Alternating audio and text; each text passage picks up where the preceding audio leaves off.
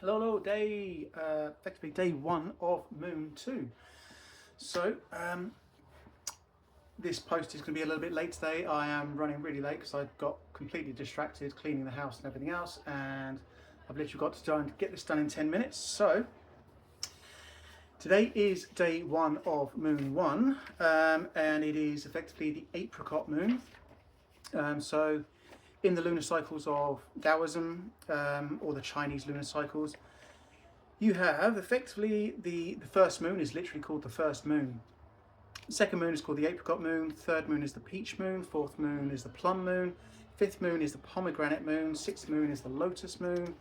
Then you have the orchid moon, the osmanthus moon, the chrysanthemum moon, the excellence moon, and the last moon. So they do it in 12. But the one we're on is the apricot moon, and that is symbolizing the beginning of insects. The insects that are the cross-pollinators are starting to wake up and go about and do exactly that. So the blossoms that are on the trees, the insects are out there doing their thing and cross-pollinating, be it purposefully or vicariously. So right then, there is an exercise for today's one, and it is similar to the one we did on the very first day, which was where you place your hand one over the top and you're breathing in, breathing out, breathing in, breathing out, and you do all those rotations. So the similarity is the bit that's at the end, which is the clicking the teeth together for 36 times. 36 is a big number in Daoist history. 3, 6 and 9, 36. 3 and 6 is 9. If you look at the Hanzi, or what people call the kanji, but that's the Japanese word for Chinese script. But so 3 is that, and then 6 is that. But if you 3 plus 6, if you imagine 3 plus 6, hard to show on that, but anyway. 3 plus 6 is obviously 9, so 3, 6 and 9. 9 is the number of completion. There's this whole integration of that sort of thing. But the plus sign itself, the number 10 in Hanzi, in the Chinese script, is literally a cross. So if you imagine, if I was to do it in like it would be like 3 plus 6. But it's 3 plus 6, that way.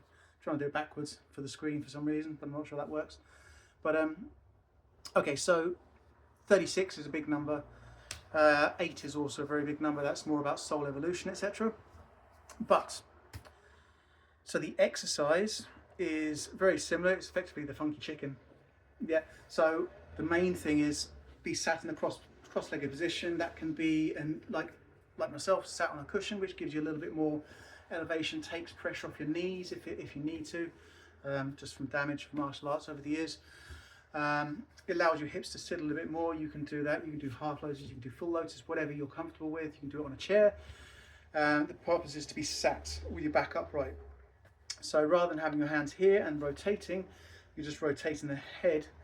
The hands are going to be deliberately folded in like a terrible punch position. When I used to teach martial arts, little kids used to come in boxing, and they used to go, make a fist, meh, straight away, like it was ingrained to do it wrong for some reason. But so rather than a standard punch fist, it is deliberately folding the lung meridian, thumb, into and connecting those with the large intestine. So this practice, it was seen to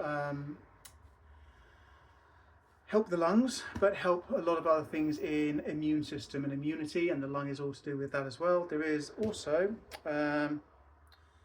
treat toxins, release toxins, which is the issue of the large intestine, but also the lung. The lung is there to breathe out or expel anything that shouldn't stay in the body, just as much as it is to breathe oxygen in.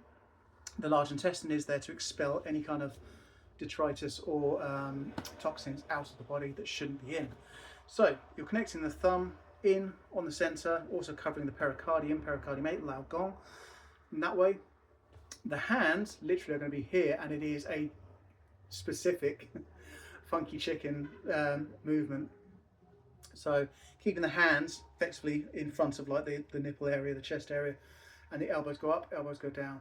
In through this, you're working also the Sanjiao and the large intestine channel in here as well, large intestine 15, large intestine 16, the Sanjiao channel, they all run up here. Sanjiao is the upper jiao, middle jiao, lower jiao. It's the whole system of itself. So you're working through that whilst working the large intestine, which is also Yang Ming, which is all to do with energy cultivation as well. Lots of stuff in there.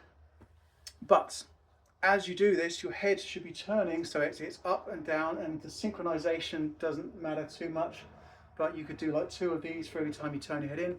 Breathe in, breathe out, breathe in, breathe out, 30 repetitions. So again, it's number 3 coming in. 30 cycles of breathe in, breathe out, breathe in, breathe out, breathe in, breathe out, breathe in, breathe out. That's 4, 2, 2. Yeah. Okay, so and then once you finish that, you then go straight those 30 cycles, you place your hands in your lap, and then you are doing that same cycle again. So you chatter your teeth together 36 times. You then run your tongue around your teeth 9 times that way, 9 times that way. This is all with purpose to gather and collect saliva in the mouth. You then metaphorically divide that into 3 pieces. You swallow the first one down. As you breathe in, same way when you breathe abdominally to the lower dantian. Some people call the false dantian. You also swallow and picture that going all the way down, all 3 sections, all 3 portions. And that is pretty much it. And then, yeah, after that is, after any kind of practice of Dao Yin, Qigong, etc., it's always a good idea to then sit there and kind of appreciate the work you've just done and feel your way through. Okay, so moving on, that is everything for today. The last bit I'm going to read is from the Tao Te Ching itself, which is Lao Tzu. Okay, so when a superior man hears of the Tao, he immediately begins to embody it. When an average man hears of the Tao, he half believes it, half doubts it. When a foolish man hears of the Tao, he laughs out loud. If he didn't laugh, it wouldn't be the Tao. Thus it is said, the path into light seems dark. The path forward seems to go back. The direct path seems long. True power seems weak. True purity seems tarnished. True steadfastness seems changeable. True clarity seems obscure. The greatest art seems unsophisticated. The greatest love seems indifferent. The greatest wisdom seems childish. The Tao is nowhere to be found, yet it nourishes and completes all things. So, yeah, that is everything for today. We are obviously on a new moon, so today was a whole thing of me like, this place really needs a clean and a dusting, and I've just been effectively like using sound and incense and all that kind of stuff to kind of energetically clear and open all the windows and everything else. So I got really distracted today, so this is going to be a late one.